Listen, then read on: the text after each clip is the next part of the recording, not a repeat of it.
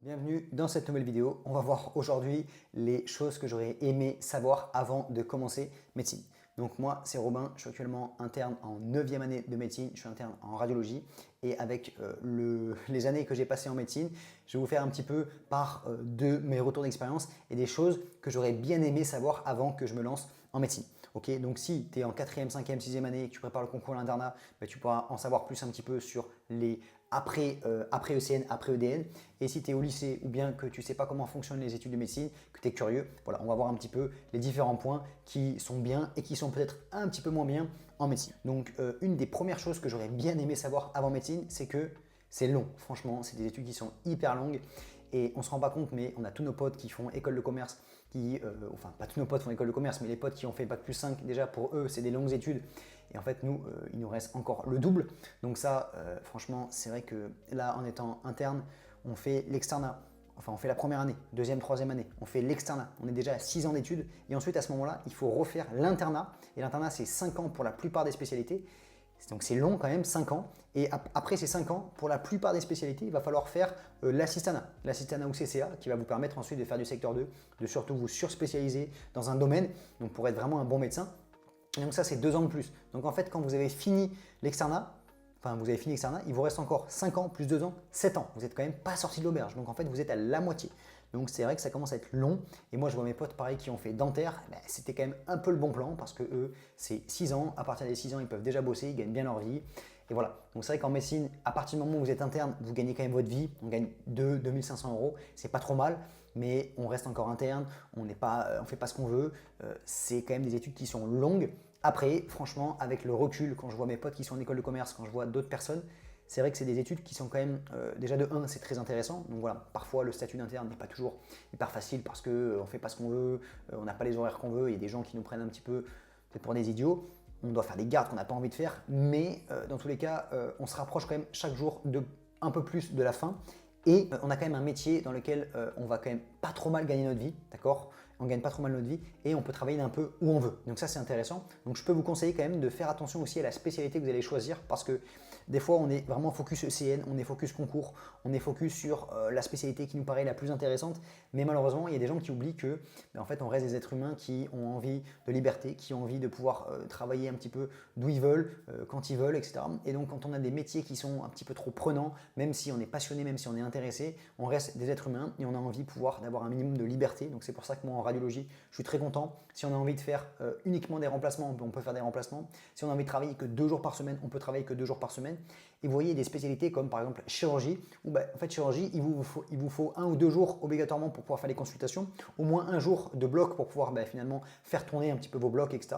Donc vous ne pouvez pas travailler que 2 jours par semaine si vous voulez. Et vous ne pouvez pas voyager et travailler d'où vous voulez. Voilà, vous voyez, donc c'est un petit peu plus compliqué. Donc j'aurais bien aimé moi, et je suis content d'avoir trouvé une spécialité qui rapidement m'a plu et je me rends compte que c'est une spécialité qui nous laisse beaucoup de liberté, mais j'aurais bien aimé aussi qu'on me parle de ça, qu'on me dise que réfléchir un petit peu à l'après et se dire que en fait c'est bien une spécialité qui est intéressante sur le papier. Vous faites chirurgien digestif, c'est une super spécialité, c'est hyper intéressant, mais c'est une vie qui doit se faire à l'hôpital dans des gros centres, par exemple dans des grosses villes, vous ne pouvez pas travailler n'importe où, vous ne pouvez pas faire les horaires que vous voulez, il va falloir partager le bloc opératoire avec d'autres collègues. Voilà, donc ça c'est des choses qui sont à savoir et je vous invite vraiment à réfléchir à ça parce que finalement dans la vie il n'y a pas que les études et après il y a une vie qui se passe après et également en fait on a tous une vie et quand on est interne, quand on est étudiant, on a l'impression d'avoir 20 ans mais on est en train de se projeter sur un métier qui va être toute notre vie, donc il faut faire attention à ça et j'aurais bien aimé qu'on parle de ça avant. Voilà, donc moi j'ai la chance d'avoir trouvé une spécialité qui donne beaucoup de liberté mais c'est pas le cas de tout le monde et moi je vois beaucoup de gens qui font des remords, qui viennent notamment en radiologie parce que en fait ils sont pas contents de leur spécialité, non pas parce qu'elle n'est pas intéressante mais parce qu'ils se rendent compte que c'est pas une spécialité qui va les rendre heureux. Et moi, j'ai entendu une histoire d'un mec qui était carrément assistant, donc il avait quasiment fini son cursus de chirurgien digestif. Il s'est dit, mais en fait, si là je termine, si c'est pas le métier qui va me transcender, c'est intéressant, mais je vais devoir faire des astreintes, je vais devoir travailler dans un hôpital, et alors que j'ai envie de travailler dans une petite ville, j'ai envie de pouvoir travailler que 3 jours par semaine, j'ai envie de pouvoir être libre, et en fait c'est pas le cas. Et donc c'est pour ça qu'il y a plein de gens qui ont des remords, et il y a beaucoup d'étudiants aussi qui ont choisi une spécialité pendant l'internat, et finalement après qui sont malheureux parce qu'ils ont tellement travaillé, ils sont tellement arrachés pour avoir une spécialité, qu'ils pensent que ça y est, finalement c'est fini, on sort un peu du calvaire, et en fait ils ne sortent jamais de la machine à laver. Vraiment concentrez-vous là-dessus et en fait si on peut avoir un très bon équilibre là-dessus, c'est vrai que quand on prend par exemple médecin généraliste, entre guillemets, même s'il y a des spécialités qui peuvent paraître entre guillemets un petit peu plus passionnantes, disons-nous, ou plus prestigieuses à l'internat, l'avantage par exemple de médecin généraliste, c'est que ça laisse beaucoup de liberté. Si vous avez envie de faire uniquement des remplacements, si vous voulez faire uniquement travailler sous forme de garde, si vous avez envie de faire des diplômes supplémentaires pour faire de l'échographie, pour faire de la médecine esthétique, vous n'êtes pas bloqué. Vous voyez? Donc c'est pour ça que je vous encourage vraiment à réfléchir à ça et pas se lancer dans des spécialités qui sont parfois un petit peu trop farfelues et dans lesquelles vous allez vous sentir bloqué. Donc voilà, c'est important de comprendre l'intérêt qu'on a pour une spécialité. Et moi, c'était mon cas. J'étais intéressé par la cardiologie, mais je me suis rendu compte que l'internat de cardiologie, c'était un enfer. On a un internat qui a 70 heures par semaine, on a deux gardes par semaine, on n'a pas le temps de vivre, on ne peut pas vivre sa vie à côté. Et une fois que vous avez fini votre internat, si vous voulez bosser en cabinet, vous finissez à bosser en cabinet avec uniquement des personnes âgées qui sont insuffisantes cardiaques. Et c'est tout le côté passionnant de la cardiologie ne se retrouve pas en cabinet. Sauf que si vous voulez faire le côté intéressant, vous devez bosser à l'hôpital, du coup dans des grandes villes, avec un système parfois qui ne plaît pas à tout le monde. Donc voilà, réfléchissez à ça, c'est intéressant. Ensuite, le deuxième point que j'aurais aimé qu'on me parle, c'est qu'en médecine, il faut qu'on se le dise, il faut beaucoup travailler. Il n'y a pas de moment dans lesquels ça s'arrête un petit peu. En première année, on travaille beaucoup pour pouvoir justement entrer en médecine. En deuxième, troisième année, c'est un peu plus calme parce que voilà, c'est des années qui sont un peu plus tranquilles. Mais à partir de la quatrième, cinquième et sixième année, ça repart. On reprépare le concours de l'internat. Et c'est pareil, voire pire que la première année. Moi, en sixième année, j'ai travaillé beaucoup plus qu'en première année. Il y en a qui vont penser que c'est pas possible, mais je peux vous garantir que c'est possible. Donc, on continue à travailler et quand on est interne, en fonction de la spécialité qu'on prend, là, moi en radio, il y a des semaines, c'est 50 heures, 60 heures avec les gardes, etc. Il y a certaines spécialités où vous travaillez moins que d'autres, mais il y a des spécialités où on travaille encore plus. Il y a des mecs, les neurochirurgiens, les cardiologues, etc. Ils font 70, 80 heures par semaine, ça ne s'arrête jamais. Donc, comprenez que c'est quand même des études qui vont demander de l'investissement et vous allez quand même un petit peu restreindre votre cercle d'amis à que des gens qui sont un petit peu en médecine. Donc voilà, il faut quand même comprendre que c'est des études qui demandent des sacrifices. Bien sûr que le genre vaut la chandelle, que vous allez avoir un beau métier, que vous allez avoir un métier qui va vous donner un minimum de liberté, qui va vous donner une liberté qui soit financière, etc. C'est un métier magnifique, mais comprenez que c'est de l'investissement et que c'est pas quelque chose qui se réfléchit comme ça. Il faut quand même peser un petit peu le pour et le contre. Et voilà, donc j'aurais bien aimé qu'on me dise que ouais, mon gars, tu vas continuer à bosser. Après, je me rends compte que finalement, dans la vie, de manière générale, quoi qu'on ait envie de faire, si on a un minimum d'ambition, que ce soit médecine ou n'importe quoi, il y a du boulot. Il y a du boulot dans tout et n'importe quoi. On ne se repose jamais sur ses lauriers. Et en fait, les gens qui se reposent sur ses lauriers, qui pensent qu'ils vont passer un concours, ça y est, ils ont le concours, ils ont leur diplôme et il n'y a plus besoin de bosser, en fait, ça n'existe pas. Même mes potes qui font école de commerce, qui ont fait des belles écoles de commerce, et bien après, il va falloir se battre pour pouvoir avoir un bon poste dans une bonne entreprise. Il va falloir passer différents tours, etc. etc. Donc, c'est vrai que en médecine, c'est un concours, enfin, c'est des travaux qui restent un peu académiques, vraiment qui restent dans ce milieu scolaire, faculté, préparer des concours, etc. C'est moins, entre guillemets, adapté au monde du travail, mais c'est un travail qui est différent et pareil, qu'il faut continuer à travailler encore et encore. La troisième chose que j'aurais bien aimé qu'on me parle, c'est un petit peu ces histoires de salaire. C'est vrai qu'en médecine, en première année, évidemment, on ne gagne rien, ça n'y a pas de problème, mais en deuxième, troisième année, on gagne toujours rien. Et en quatrième, cinquième et sixième année, on gagne 150, 200 euros par mois, ce qui est quand même ridicule. Donc si vous n'avez pas soit vos parents qui sont à côté pour vous aider à payer un logement, qui vous aident un petit peu à vous donner de l'argent pour manger le midi, etc., etc. Parce que vous allez voir que les externes, on doit payer nos livres pour l'internat qui coûte 40 euros le livre, il faut en acheter 2 par mois. Donc quand vous avez 80 euros le livre par mois et que vous avez 200 euros de paye, on se demande un petit peu comment on va faire pour s'en sortir. Moi, quand j'étais en deuxième, troisième année, j'avais travaillé à côté, que ce soit au Auchan ou dans des magasins comme Decathlon. Ça m'avait permis de mettre un peu des sous de côté et donc de pouvoir m'acheter mon MacBook, de pouvoir m'acheter mon iPad, mon casque anti-bruit, etc., etc.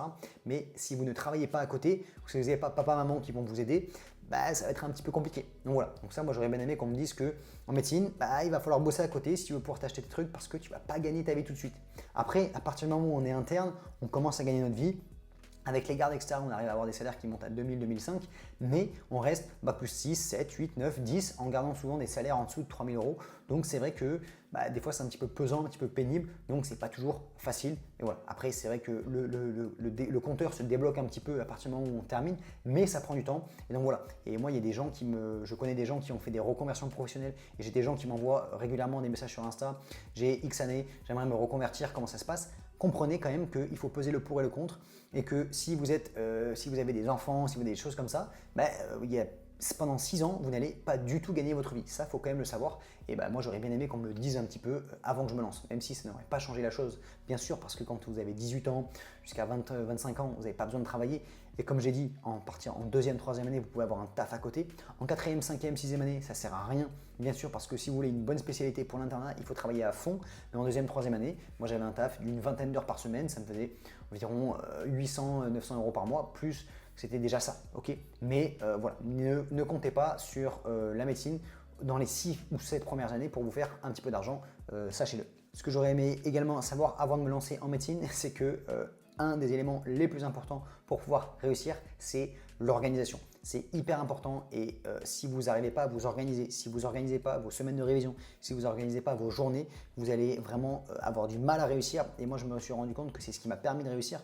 Mais en fait, quand vous êtes au lycée, bon, maintenant, il y a des prépas qui vous expliquent un petit peu, mais il n'y a pas grand monde qui vous dit que le plus important, c'est de vous organiser, d'avoir un bon planning de révision. Et en fait, ça vaut pour beaucoup d'éléments dans votre vie. Si vous n'êtes pas organisé dans ce que vous faites, si vous n'avez pas des systèmes, et c'est vraiment le mot système, c'est hyper important, si vous n'avez pas des systèmes que vous allez suivre, moi par exemple là, je vous fais ces vidéos parce que j'ai le temps de mettre en place des systèmes dans ma vie, j'ai ma vie d'interne à côté et je suis organisé. Je vais à la salle à la même heure, donc je sais que ce créneau-là il est réservé pour la salle. Je prépare mes plans en avance, je prépare des vidéos, pareil, je me mets pendant 2 heures, je filme 5-6 vidéos, comme ça j'ai tout qui est préparé. Et voilà, il faut savoir s'organiser dans la vie, c'est important. Et pour pouvoir réussir en médecine, si vous voulez, pareil, quand vous êtes en médecine, si vous voulez faire d'autres choses à côté, il faut s'organiser parce que ce soit pour réussir les concours, il faut s'organiser, mais également si vous voulez pas que ça prenne trop de temps dans votre vie ou bien que vous ayez le temps de faire d'autres choses, il faut être organisé. Donc l'organisation, c'est des étapes qui sont indispensables pour pouvoir réussir en médecine. Et vraiment, je vous encourage un maximum à regarder un petit peu des vidéos pour réussir à mieux s'organiser, avoir un agenda, organiser tout son quotidien parce que c'est vraiment, en fait, il y a trop de gens qui oublient que des fois ça va les contraindre. Ils vont avoir l'impression que marquer son emploi du temps précis, ça va être des contraintes pour eux. Mais en fait, justement, ça donne de la liberté parce que quand vous avez le temps pour faire 2 activités, imaginons, vous allez organiser votre semaine et vous voulez faire par exemple du sport, ou bien aller voir vos amis.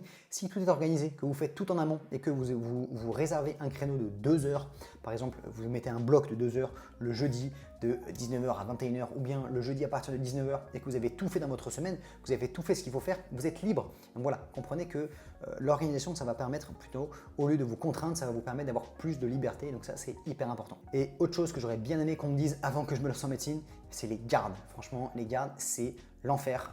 Moi, je suis pas du tout, je fais attention à ma santé, je fais attention à mon alimentation, je fais du sport, etc. Et je vous avoue que les gardes, ça me ruine le moral, tout simplement parce que c'est du travail de nuit et c'est hyper pénible. Voilà, il y en a qui vont croire que les gardes, c'est comme ce qu'on voit dans les séries, c'est hyper intéressant, etc. Franchement, les gardes, c'est l'enfer. On fait du travail de nuit, on est sous-payé. Donc franchement, moi, si on m'avait un petit peu parlé des gardes avant, ça m'aurait fait un petit peu réfléchir. Quand vous êtes externe, vous allez faire des gardes aux urgences en 4e, 5e année. Après, vous allez faire parfois des gardes quand vous êtes en réanimation, quand vous êtes en cardiologie. Et après, quand vous êtes interne, eh ben, ça ne s'arrête pas. Et au contraire, vous allez même en faire plus. Donc là, moi, en radiologie, on a quand même pas mal de gardes. Il y a des années où c'est moins important que d'autres. Il y a des fois, on avait 18, 20 gardes. Là, ça va, on en a que 15, 16. C'est un petit peu moins. Mais c'est vrai que c'est du travail de nuit, ça forme un petit peu bien sûr parce que on voit des urgences passer, il y a des cas intéressants, mais en fait malheureusement le travail de nuit, souvent c'est du travail, on est fatigué, c'est du travail de mauvaise qualité et c'est quelque chose qui va détériorer un petit peu notre motivation au quotidien parce que quand vous avez dormi que 3 heures, 4 heures et qu'après le lendemain vous avez du mal à récupérer, en fait, voilà, ça détruit un peu votre semaine. Donc moi, c'est vrai que les gardes, et la plupart du temps, les internes n'aiment pas les gardes, bien sûr, parce que c'est des choses qui sont pesantes. Et il y a certaines spécialités dans lesquelles il y a plus de gardes que d'autres. Et parfois, ça peut devenir carrément handicapant. Voilà. Donc c'est vrai que les gardes, c'est quand même un peu un point noir pour les internes. Il y en a certains qui aiment les gardes, bien sûr, parce que vous n'allez pas choisir urgentiste si vous n'aimez pas les gardes, bien évidemment. Mais il y a certaines spécialités qui n'aiment pas les gardes, mais on les oblige à faire des gardes. Donc, bien sûr, c'est pour la participation à la permanence des soins, mais on est contraint, on est obligé de faire ces gardes-là. Et pour moi, c'est un point noir et j'aurais bien aimé qu'on me parle un petit peu du fait que les gardes, c'est quand même pénible, que c'est travail de nuit, que des fois on ne dort pas beaucoup, qu'après il faut continuer à enchaîner sur la semaine. Donc voilà, évidemment, maintenant, le repos de garde, il est préservé. On a le droit au repos de garde et c'est obligatoire. Et il y a plein de vieux internes, de vieux médecins qui vont nous dire, nous, à notre époque, on n'avait pas le repos de garde, mais ça, c'était à l'époque des dinosaures. Maintenant, on a nos repos de garde. Heureusement, en fait, il faut arrêter aussi de dire que Les gens, on travaille 70-80 heures par semaine, on n'a pas le droit au repos de garde, etc. etc. Ça, c'était vrai voilà, à l'époque. Maintenant, c'est plus comme ça. Et heureusement, s'il vous plaît, tu vois, c'est comme si à l'époque, on disait c'était bien de fumer. Ben, on était des abrutis. Ben, à l'époque, c'était ça. Il n'y a pas de repos de garde, les gens, ils étaient contents. Et les gens qui continuent à dire qu'ils sont fiers parce qu'ils n'avaient pas de repos de garde, c'est ce qu'on appelle des abrutis. Voilà, on ne va pas continuer à s'éterniser là-dessus. Mais les gardes, c'est quand même extrêmement pénible. Ça saoule tout le monde. Donc ça, j'aurais bien aimé qu'on m'en parle. Voilà, bon, un petit peu, c'était la première partie de cette vidéo. Si cette vidéo t'a plu et que tu aimerais que je fasse une deuxième version, une deuxième partie sur les autres choses que j'aurais bien aimé qu'on me dise, n'hésite pas à me faire part de tes retours et à m'en parler. Là, je m'arrête parce que je sens que sinon, je vais m'emballer. Le sujet des gardes, ça m'a bien chauffé. Voilà, n'hésite pas à t'abonner si tu veux d'autres anecdotes sur les études de médecine, si tu veux des conseils de révision et si tu veux voilà, progresser, que ce soit en productivité et sur les termes des études de médecine ou les études de manière générale. N'hésite pas à t'abonner. Va récupérer ton guide d'anatomie dans la description, c'est le premier lien. Moi, je te souhaite de bonnes révisions et je te dis à la prochaine. Ciao!